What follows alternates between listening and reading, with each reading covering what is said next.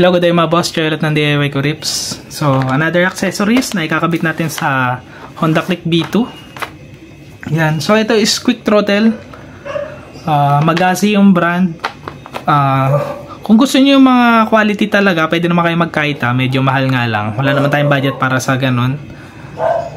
Yung Pro Fender ata meron rin natang quick throttle. Hindi ko lang sure. Pero mas mahal ata yung kaysa sa kaita. Pero ako pang ganito lang kasi ako. So ang presyo nito 250 lang. Tapos nagamitan ng voucher parang nasa 200 pesos na lang. Yan. So ito yung kakabit natin dun sa Honda Click B2. Yan. Kung mapapansin nyo kulay orange siya. Hindi ko gusto yung orange talaga, no?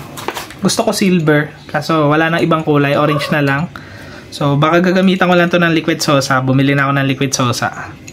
So pwede na natin siguro baklas-baklasin. Tapos i-liquid sosa na natin to mamaya.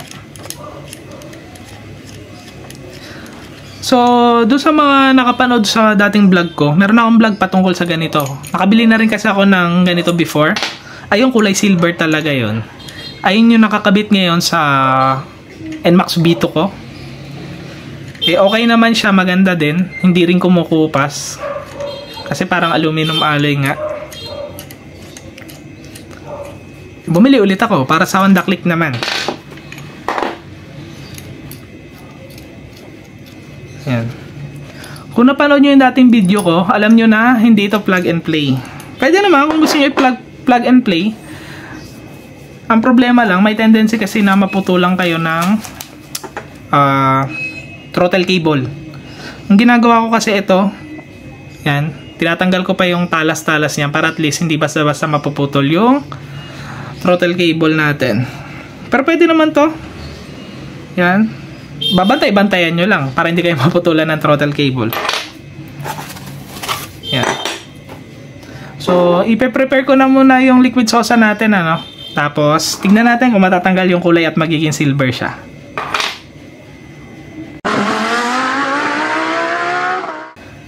Ito na, na-prepare ko na yung mga gagamitin natin, ano. So, unahin muna natin ito. Ito kasi yung nasa loob. So, kung di man maganda yung kalabasan, at least nasa loob naman siya. Gamitan natin ng liquid sosa.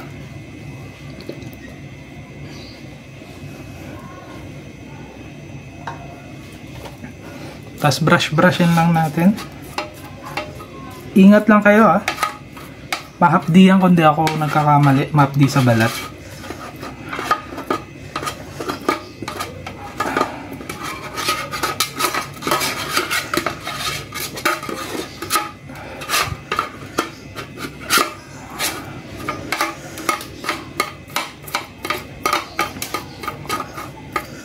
Parang ayaw matanggal ng kulay. Tingnan natin.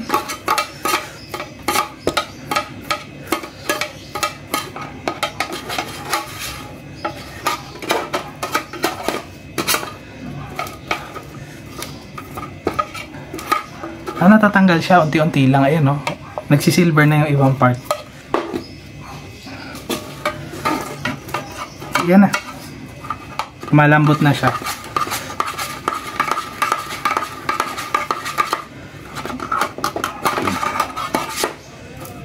Yan. Nagsisilver na siya.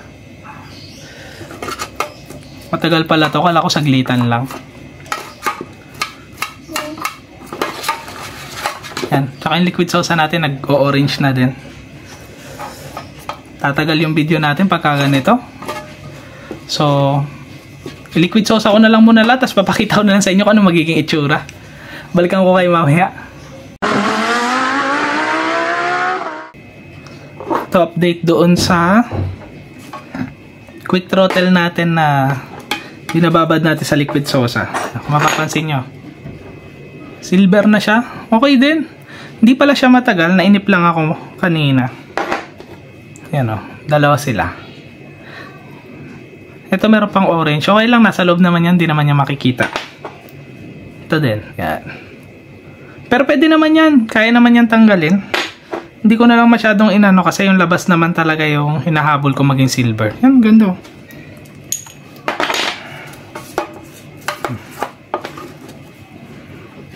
Ito siya. So maraming lumalabas na budget meal na quick throttle ngayon, ano. May mga Domino, ganyan.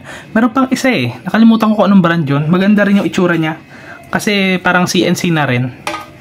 Pero bakit ito yung napili ko? Yan. Ba't hindi yung mga Domino? Eh, mas kilala yun. Yung mga kopya-kopya nilang mga design. Una-una, nagustuhan ko dito. CNC na siya. So, walang paint na matatanggal. Alam nyo yun? Compared dun sa quick throttle na bakal, tas inisprayan ng kulay itim. Along the way, nagpipade yung pagkakulay itim niya. Minsan nababakbak. Ito, walang mababakbak. Yan.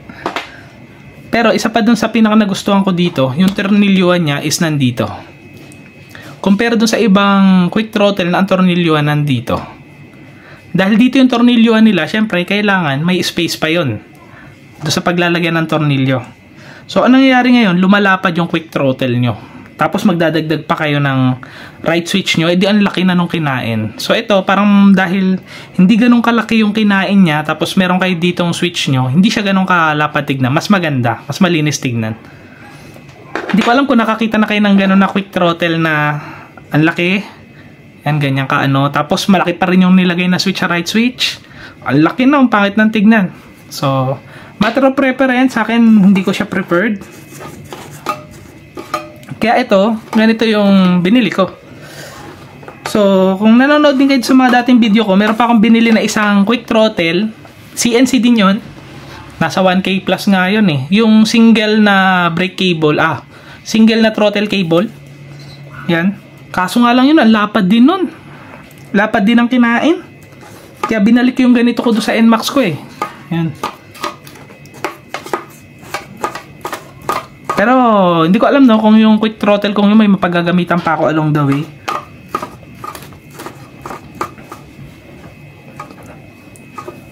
Pero, ito na lang muna yung gagamitin ko sa Honda Click. Kasi, slim lang ang datingan niya. Kaya yung Kaita nagagandaan din ako dun.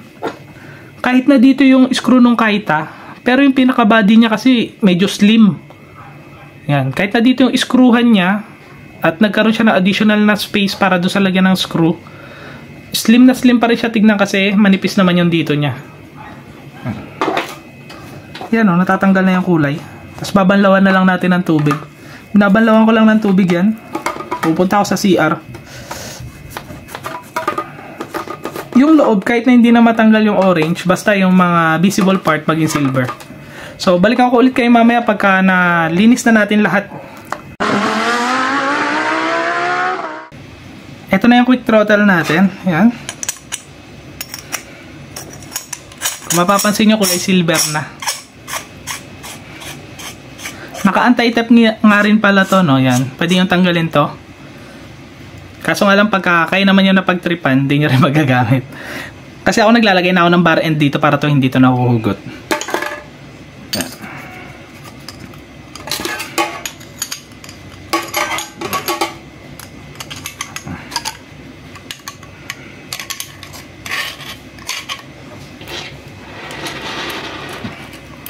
Assemble na natin.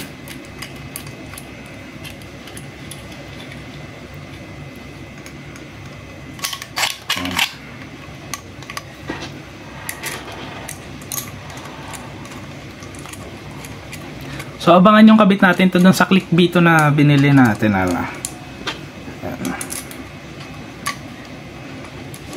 Kung ano yung magiging itsura nito. Yan o, kung makikita nyo ang slim nya. Yan, ganyan lang. Compare dun sa iba na ganyan, tapos may plus pa dito na tornilyuhan. Kasi ito, dito na yung tornilyo. So, mas slim siya.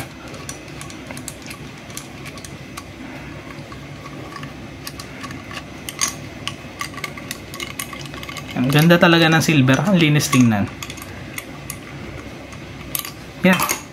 So, tapusin na natin tong video na to. No? Ingat kayong lahat. Ride safe. God bless.